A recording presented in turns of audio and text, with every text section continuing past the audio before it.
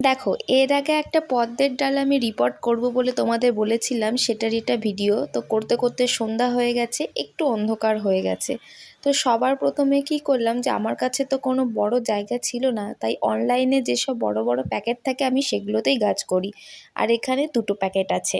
সবার প্রথমে প্যাকেটে আমি বেশ কিছু শুকনো পাতা দিয়ে রেখেছিলাম। তোমাদের যদি বাগানে কোনো ওয়েস্টেজ থাকে সেগুলো তোমরা দিতে পারো।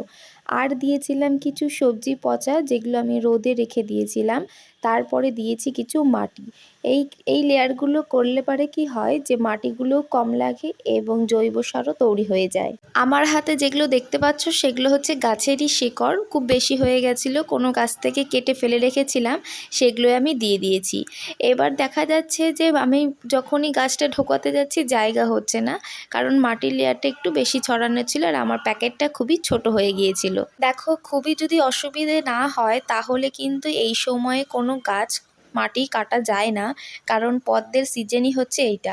তো যেহেতু আমার জায়গা হচ্ছিল না, তাই আমি বেশ কিছু মাটি নিচের থেকে কেটে দিয়েছি আর কিছু শিকড় কেটে দিয়েছি। তার সাথে সাথে আমার এই গাছে কুড়িও হয়েছিল।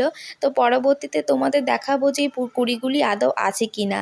আর আমার পদ্ধতিতে করলে পারে কিন্তু তোমাদের কুড়িগুলি সমস্ত কিছুই থাকবে, তার সাথে সাথে এরকম রিপোর্টও করতে পারবে।